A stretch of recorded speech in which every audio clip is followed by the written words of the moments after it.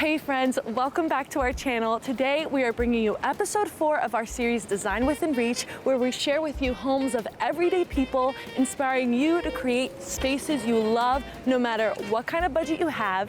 Today is exciting because we are in New York City and it's Christmas time, and there is no place more magical, in my opinion, than New York City at Christmas time. And we are touring Emily Sermons' home from Shoebox Designs. Emily does a beautiful job of mixing old with new, so much beautiful vintage pieces in her home, and we're so excited to show you. So let's go see Emily. Oh, and don't forget to follow us on social media. Oh, and don't forget to follow us on social media and like and subscribe to this channel because we're gonna bring you lots of more good stuff and you don't wanna miss out. Let's go.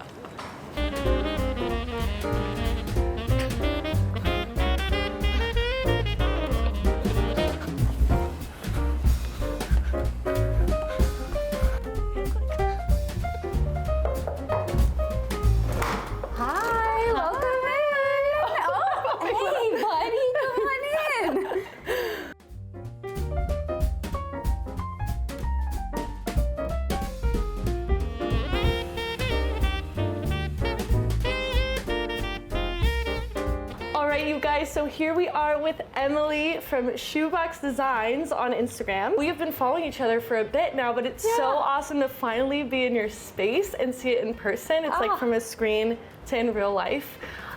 Before we get started with seeing your home, I just want to hear, like, how did you start? What is your inspiration? How did you fall in love with design? Just share a little bit about that with us. Yeah, I mean, such a good question. Also, it's so nice to meet you in person. This is like Instagram friends becoming real life friends. It's the best. So I think even from a very young age, I've really loved old stuff. Like, I loved going to the thrift store with my mom. I loved poking around in antique stores. And I think that that love of antiquities and bringing old things and giving them new life was something that I just carried into my adult life and really fueled my love for design. So I thought about how I could bring some creativity into my life in the form of a hobby, and just really dove into interior design and doing antiquing on the side and bringing all of those things together in my online community, Shoebox Designs, and it's just grown from there. It's something that brings me so much joy and is a really nice break from like my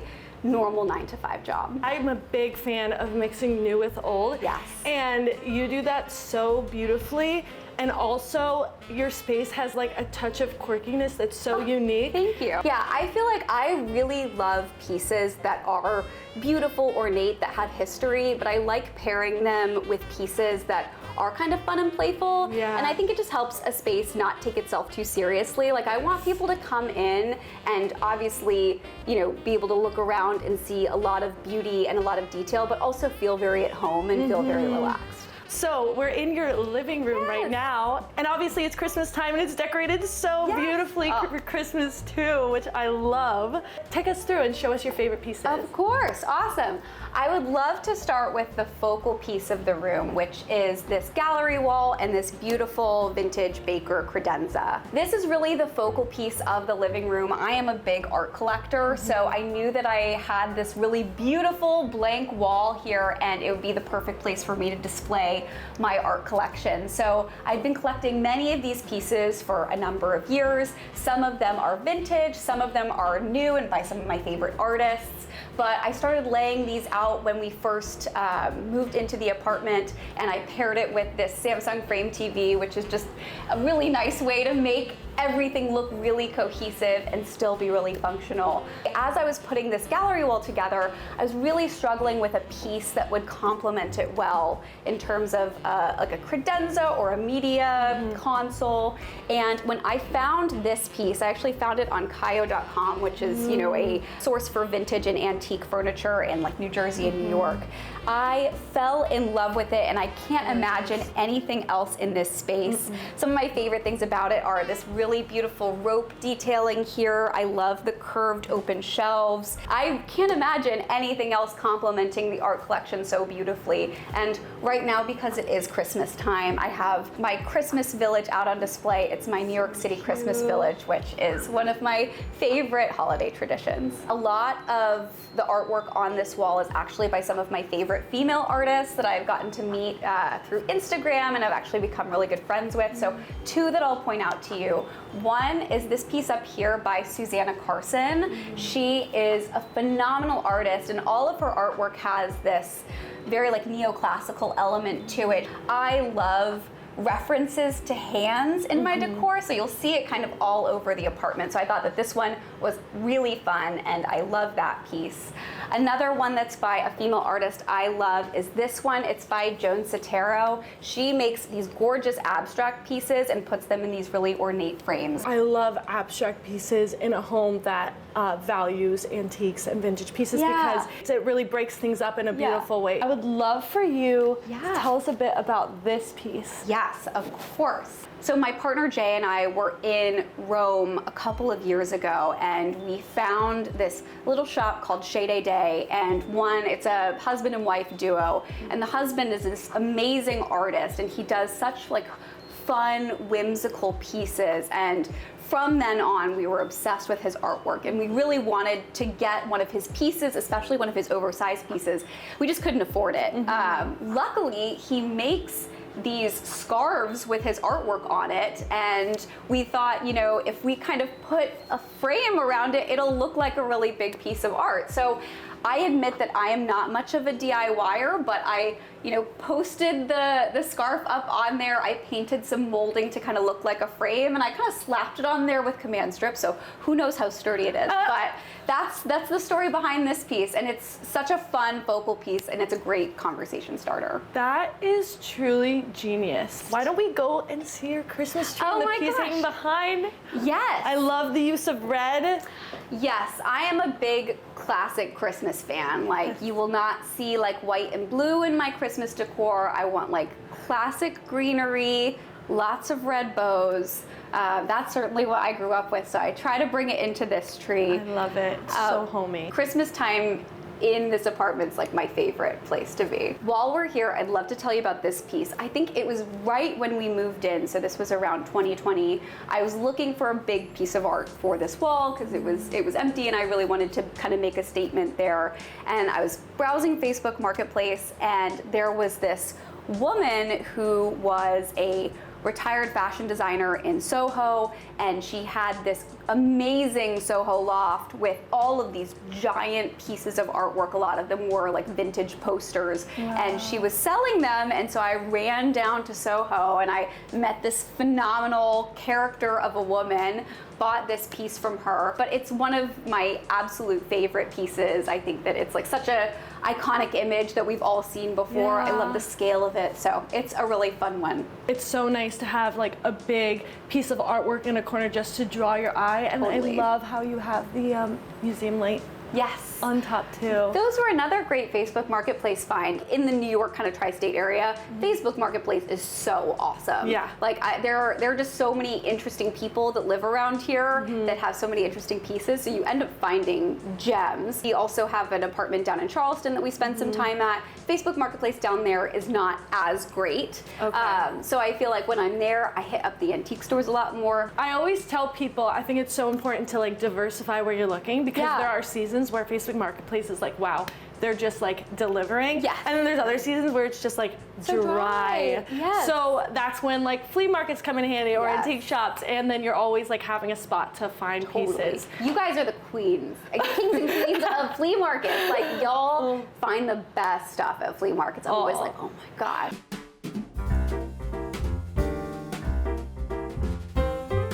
So this is our bar. I can't show you the really cool trick because there's garland on it, but one of the things that I love about this piece is you can actually take the two top pieces and like peel them, like push them out to the sides to have more space to make drinks, which is so fun. As much as I love antique pieces, I also really love mid-century furniture. So I often try to pair some really antique looking items with a bigger piece of mid-century furniture, and I like the juxtaposition of that. So this piece is really fun. And I love that ice bucket. This was a Housing Works find, which is like a series of thrift stores in New York.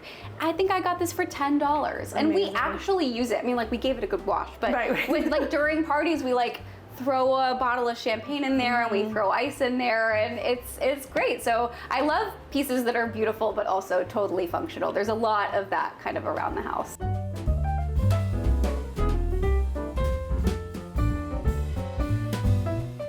I think like one of my design philosophies, especially in a small space, is that big furniture makes the space feel bigger, which is kind of counterintuitive.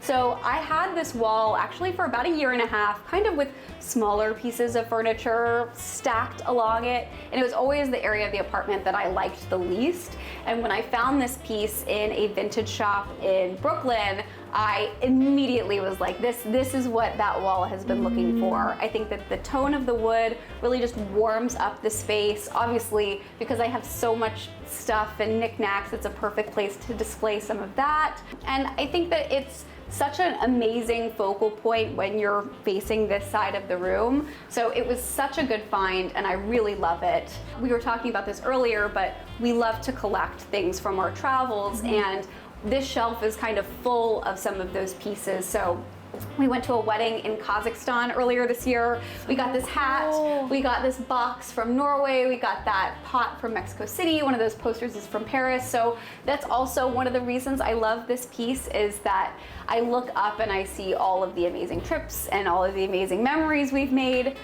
So that's always fun, and we're always kind of looking for some little knick-knack to bring back whenever we're abroad. This piece is awesome. It proves that you just got to go back to your favorite vintage and antique stores like every week just to see what's new, because I'm sure if I had waited a week, this piece would have been gone. That's amazing advice, because it's true. There's some places that like I'll go to and then I'll go a few times and it'll just be like, you know what, and I want to give up, but then I go that last time and it's like jackpot. I'll show you the kitchen. So this is our very tiny little galley kitchen. Honestly, this was a space that we didn't touch until maybe 2 months ago. Like we definitely love cooking and we spend a lot of time in here, especially when we're hosting, but it wasn't a space that I had really prioritized making beautiful until, you know, I had a vision for what I wanted to do with it. This kitchen is very like white and cream, and I have a lot of dark wood furniture in the rest of my apartment, so I figured I would stain the 2 shelves I put up a dark walnut. I found these amazing kind of antique inspired brackets that I used, and then I just threw all of my little bits and bobs, some of them useful, some of them purely decorative and beautiful, up on here. Right now it's like one of my favorite places in the apartment, so it's a very special transformation. So this, before 2 months ago, you had a blank wall here then? Totally blank, yes. See, I think that's important because I feel like some people see, especially on Instagram, you're seeing all the done spaces, right? Yeah. You're not seeing the unfinished spaces that take time. I mean, how long have you been in this apartment too? We've been here for, I guess, coming on 4 years now. And it's taken 4 years to get here. But it just takes time, and things don't happen fast, because I just think some people think, oh, everybody has things all together, or every room is done, and it's just not that way.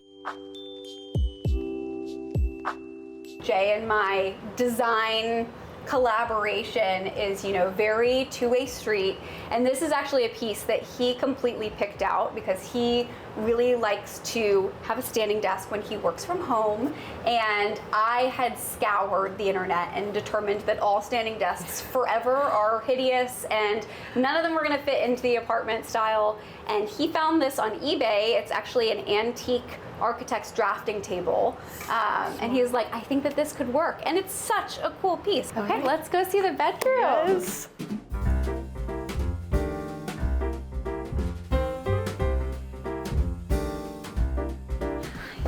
This is Charles' favorite room because he thinks this big bed is just for him. Oh my God. Can you get up there? Oh, your favorite spot. I mean, my first thoughts are like, what a gorgeous space. And the light. The light's great. We were just talking about this, but this was a space that like did not come together up until this year. I'd had a couple different iterations of this bedroom, and again, just had this like giant wall and I didn't know what to do with it. And I think that I had been thinking about doing a big tapestry for maybe about, like, I think my total search was about 8 months, where I was looking for the perfect one. I was looking in every state in the United States. You know, I was going to all of my antique stores. I was looking on eBay, I was looking on Etsy, I was looking on Facebook Marketplace, looking everywhere. And I eventually went into the world of online auctions and found this amazing piece in an auction in Switzerland. And it was the perfect size. It was such a beautiful representation of like the Verdu style. And I was like, this is it. Like, this is the one. I really hope it works out. I feel like I won the like antique lottery with this piece. Like, I will never find another piece this good again. I don't know what pieces came first, if these were all here beforehand, but this seems like it just like pulls everything together. Well, thank you. So I wanted to keep most of the rest of the space pretty neutral, just to kind of give the focal point to this piece behind the bed. So a couple pieces that we collected over the years, like one is this bed frame. I really like it because it's just like very neutral, especially with the tapestry behind it. I've mentioned this before, but I love mid-century pieces, and these Kent Coffee nightstands were such a fun find. I love the geometric shapes on the drawers, so love those. And then this piece is one of my newer ones. It's one of my favorites. I got like a steal on this piece, which is the best when you find like an amazing piece and you get it for a good deal. This piece was from Facebook Marketplace. It was this woman on the Upper East Side. Her family had had it for 3 generations. And this piece is so special. Like, I just love it. And it's super functional. Yeah. I mean, it's so unique, and even just the hardware on it too. Right? I'm obsessed. It's such a fun piece. Do you mind sharing what you got it for to inspire our viewers? Absolutely. So this piece was listed, I think, on Facebook Marketplace for $400, and we did a little bit of haggling, which I'm still getting better at. But we did a little bit of haggling, and we ended up picking it up for $300 total, That's which amazing. I feel like is a steal. I would have paid way more for this. Yeah, so I mean, it's and the great. quality and the age, everything about it. So it's awesome. So you guys saw Jay's work from home situation. This is mine. I prefer just like a traditional desk. I was really inspired by the like Kado wall units that were really big in Danish design in like the 50s. There are these wall units that usually were mounted to the wall, and they had like modular shelves and components that were made up. And I searched for a proper Kado wall unit for probably a year and a half. I couldn't find one, certainly not in the size that I needed and in the budget that I had, but I found this desk pretty early on when we bought the apartment. Really liked it, loved the mid-century lines, and I thought there's probably some wall shelves out there that I could just, you know, mount on top of this desk and kind of give the look of this modular wall unit without actually getting my hands on one. And I found these amazing shelves in this vintage store in Brooklyn that I really like, Humble House Brooklyn. And I put them up, and my vision totally came to life. But I love how it brings the eye upwards. It gives like a little bit of height to this room where we do have a lot of furniture that's low to the ground. And again, another place for me to style books and to style art and busts and all that. So I am very happy working from here, and you get the tapestry in the background of all my Zoom calls, which is nice. No, you were so good at styling your surfaces and your shelves. Thank you. Do you have any tips for how to like, or do you kind of just like eyeball it and feel like, oh, put things where? Yeah, it's a good question. I feel like every shelf styling moment that I do just takes a little bit of trial and error, and there's like a point in the middle where I'm like, this is hopeless. I don't know what I'm doing. Like, I know nothing about interior design. I can't do it. But I do have some go-tos that I think always help. I love styling books. I love styling with art and just like art leaning against a shelf. I think for smaller pieces, it's a really fun way to inject some color and texture in the space. And then for me, I like to find, you know, either like a material or a texture that goes well together. So there's a lot of brass that you'll see, like brass and gold details on these shelves. And I think that it helps just to have those pops and bring a little bit of consistency to all the stuff. And I'm obsessed with these. Same artist as this one. Wow. So I loved the kind of punchy contrast of the statues on the black background. found the frames on Facebook Marketplace. Again, just like good. all of the good stuff. So that was a really fun moment. I feel like if there's a blank wall in my house, like I have to put art on it.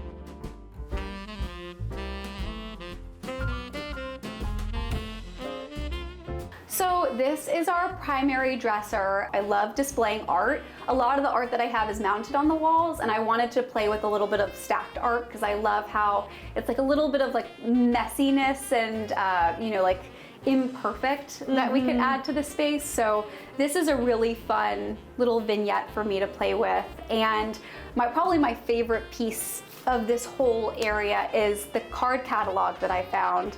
Another Facebook Marketplace find. I had been searching for one for ages, and I'm not sure if you've ever looked for them, but they're like surprisingly hard to find. They're surprisingly expensive. So I was trying to find one that was the right size and the right budget. Eventually found this one, and I use it to store all of like my skincare and my makeup and my brushes. So I honestly sit in this corner every day and like get myself ready with like the light coming in. It's a very peaceful moment to have in the house. So love this little corner.